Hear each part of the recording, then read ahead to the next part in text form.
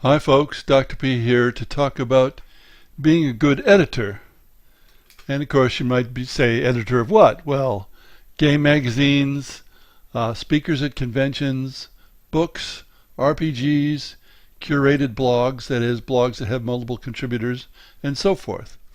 And I'm also talking about the entire realm of editing, which can include recruiting writers, assigning specific tasks, responding to inquiries, and the actual editing of documents. I'm not going to say much about the editing of documents here and focus on these other things. You might ask, what's my experience? My editorial experience is with diplomacy magazines back in the 70s, with Supernova, which was the original science fiction and fantasy game magazine. In fact, it may have predated Dungeons and Dragons. And also, much more recently, Sweep of History game magazine. And teaching, whether it's seated or online, can be a form of editing in some respects, and I have 17,000 classroom hours. And the rest of my experience is as a contributor. Here's my point of view. Many editors don't really know what they're doing. Or they're just plain bad at it, typically relying on volume of submissions to get by. When you're an editor, you're not just selecting material from what's offered to you. You're acting so as to encourage more and better submissions, so that the selection is even better. In other words, taking a proactive view. What about the contributor's view? Well, some editors won't respond at all if they're not interested. And then I, as a contributor, would say, if you're not interested in me, why should I be interested in you? And you, the editor, have lost what might end up being lots of good contributions. You'll never see them, somebody else will. Now, really big publishers have a problem. So, for example, Jumbo in the Netherlands, the originator of Stratego, among other things, does that if you don't hear, we're not interested stuff. But at least they send an acknowledgement of receipt of what you sent to them. You're not totally in the dark. Of course, they don't publish very many games in a year, and they get lots of time-wasting submissions from clueless people. They have chosen not to respond to anyone unless they're interested, because that saves them time. Hasbro and Ravensburger in Germany work primarily through agents. So the agents weed out the bad stuff, although they also take a big cut of designer royalties when something is published. So designers might not like that. They might actually prefer Jumbo's way of doing things. Who knows? Fiction publishers, that is, not publishers of novels, work through agents. An agent typically takes something like 10% of royalties. Nonfiction book publishers don't work through agents. They work directly with the author. Now, ageism and the cult of the new can come into this, as with anything else. And I won't say anything more about that, but unfortunately, sometimes the source of the contribution seems to matter. My view is, it doesn't matter who the source is. What matters is how good it is. Now, what would be the opposite point of view to mine? Editors who receive lots of submissions may say it takes too long to respond. Why bother? I've got lots of material. Who gives a hoot about individual contributors anyway? But if you treat people like they don't matter, they'll respond in kind. So if you have too many submissions, require a proposal. This is not unusual. If you can't deal with one paragraph per proposal, you're not getting paid enough, or you're just lazy. What about why bother? Are you content to be mediocre? Don't you want to get better? What about giving a hoot about contributors? Well, again, one of those contributors might submit great stuff. The more people submitting, the better the average contribution is going to be. That's simple logic and the logic of numbers.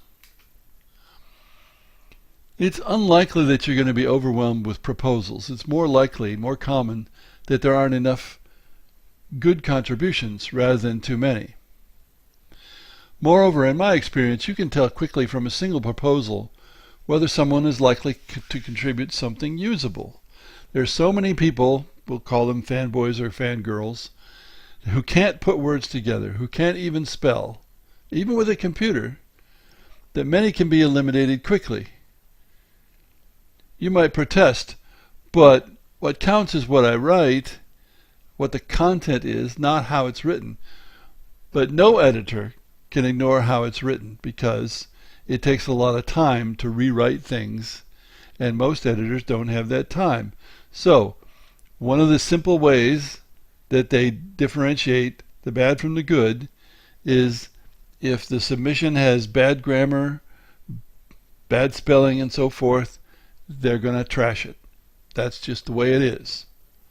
And that's true in books, it's true in magazines, it's true everywhere. Now, how about some examples from EN World in this case? I wrote to 2 editors at EN World in April of last year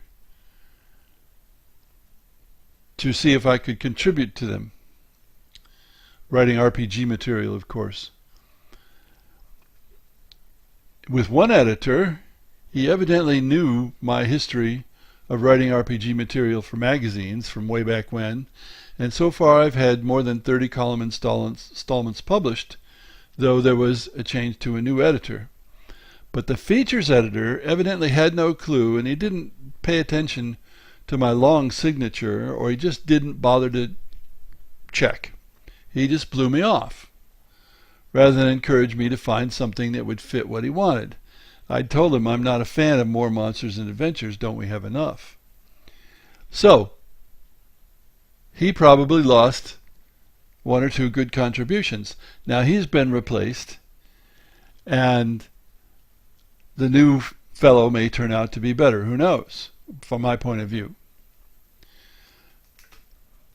By the way, the new editor of the columns is really gung-ho and has started listing each contribution that's going to be published as an event, so that I know ahead of time when my contributions are normally going to be published.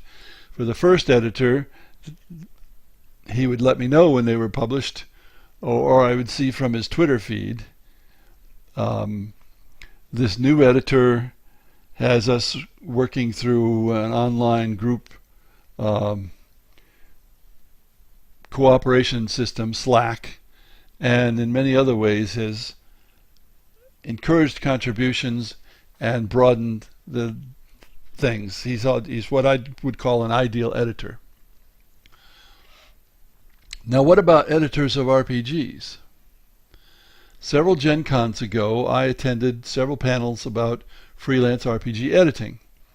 Now, you may or may not know, lots of independent role-playing games are published, and many of them need a lot of editing, both for grammar and syntax and for rules consistency, understandability, and completeness.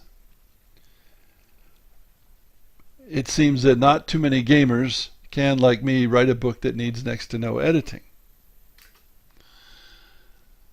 Here's a recent example. I encountered a new RPG at a multimedia con, and I played in their demos. I enjoyed playing it. I enjoyed talking with the designers. It looked good, hardcover, good art. But a month or so later, they sent me a copy of the rules, and they were woefully inadequate, both for grammar and for consistency and completeness. It looked professional, but it didn't read that way. They badly needed an editor, and evidently didn't realize it. So editing isn't a simple job, and not everyone can do it. Maybe today few people can do it well because they don't really understand what's going on. Thanks for listening.